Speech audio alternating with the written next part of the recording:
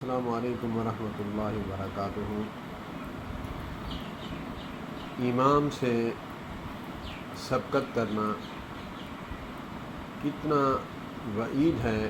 نبی پاک صلی اللہ علیہ وآلہ وسلم کی حدیث پاک کا مفہوم ہے کہ جو بندہ امام سے مقتدی امام سے سبقت کرتا ہے، پہل کرتا ہے یا پیچھے ہٹتا ہے، مطلب رکوع پہلے کرتا ہے یا رکوع بعد میں تو صحیح ہے، لیکن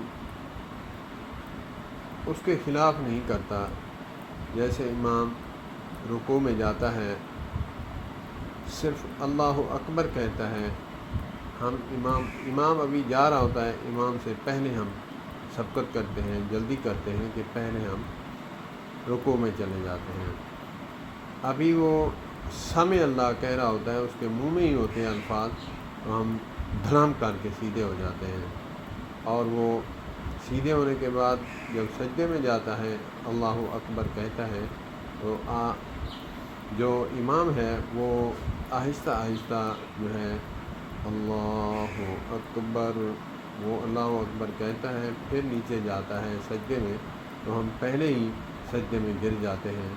تو ان چیزوں سے حدیث پاک نے منع فرمایا ہے، اور یہاں تک فرمایا ہے کہ اللہ پاک اس بندے کا ڈر ہے کہ کہیں گدھے کا سر نہ بنا دیں۔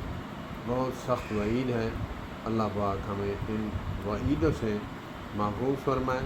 ہمیں کوشش کرنی چاہیے کہ صحابہ کرام رضوان اللہ علیہم اجمعین یہاں تک فرماتے ہیں کہ آقا کریم علیہ الصلوۃ والسلام جب نماز پڑھاتے آپ سجدے میں چلے جاتے، بعد میں ہم سجدے میں جاتے۔ ہم جب تک دیکھ نہ لیتے کہ آقا کریم علیہ الصلوۃ والسلام اس حدیث پاک کے بعد، جب یہ حدیث پاک نبی پاک صلی اللہ علیہ وآلہ وسلم نے سنائی، اس دن سے نبی پاک صلی اللہ علیہ وآلہ وسلم جب جماعت کرواتے تو صحابہ کرام فرماتے ہیں آقا سجدے میں سر رکھتے تب ہم نیچے جاتے، پہلے نہیں جاتے۔ کمال قربان جاؤں صحابہ کرام رضوان اللہ علیہم اجمعین پر کہ آیت کریمہ اتری کہ میرے نبی کی آواز سے آواز اونچی مت کرنا، ورنہ میں تمہارے اعمال ضائع کر دوں گا، تمہیں شعور تک نہیں ہوگا۔ تو ایک صحابی رسول جو ہیں ان کی قدرتاً آواز جو ہے بھاری تھی، وزنی تھی، اونچی تھی، تو وہ گھر میں معصور ہو کر بیٹھ گئے۔ تو آقا کریم علیہ الصلوۃ والسلام نے پوچھا کہ وہ صحابی نہیں ہے، قیس بن ثابت ہیں، ثابت بن قیس ہیں، غالباً مجھے بھولا ہوا ہے نام صحابی رسول کا۔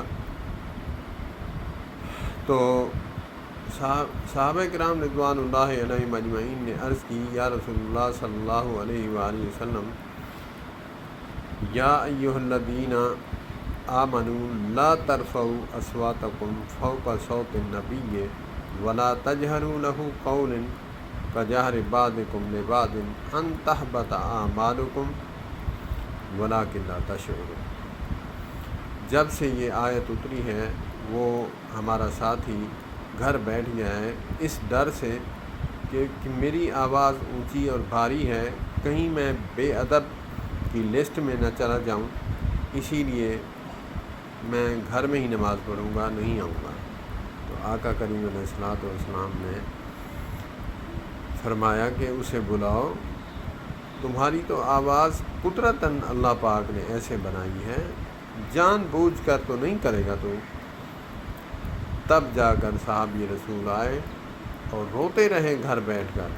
یہ ادب کا مقام تھا، سبحان اللہ۔ اور اسی طرح ادب کا مقام ہے، حدیث پاک کا ادب کرنا بھی ہمارے لیے اس کے مترادف ہیں، جیسے اس نے نبی پاک صلی اللہ علیہ وآلہ وسلم کی ذات اطہر کا ادب کیا، ادب کرتے ہوئے گھر محصور ہو گئے، تو ہمیں بھی چاہیے حدیث کا ادب کریں کہ نبی پاک صلی اللہ علیہ وآلہ وسلم نے فرما دیا کہ اس شخص کا کہیں اللہ پاک گدھے کا سر نہ بنا دیں کہ جو امام سے سبقت کرتا ہے، پہل کرتا ہے ہر کام میں۔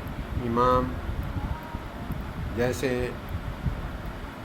امام ابھی ولضالین آمین، جب آمین کہتا ہے تو ہمارے اہل حدیث بھائی مقتدی وہ ولضالین جب ختم کرتا ہے تو ہم شروع کر دیتے ہیں، ہمیں ایسا نہیں کرنا چاہیے۔ اللہ پاک ہمیں عمل کی توفیق عطا فرمائے۔ والسلام علیکم ورحمۃ اللہ وبرکاتہ۔ میں ایک آخری گزارش کروں گا، ادباً گزارش کروں گا، میری ساری ویڈیوز میں کوئی ایسی مسلک کی تعصب والی بشار نہیں ہے۔ اکثریت جو ہے بریلوی عوام اور دیوبندی عوام جو ہے وہ ایسا کرتے ہیں، امام سے سبقت کرتے ہیں، جلدی کرتے ہیں، انہیں چاہیے کہ اپنی اصلاح کریں۔ والسلام علیکم ورحمۃ اللہ وبرکاتہ۔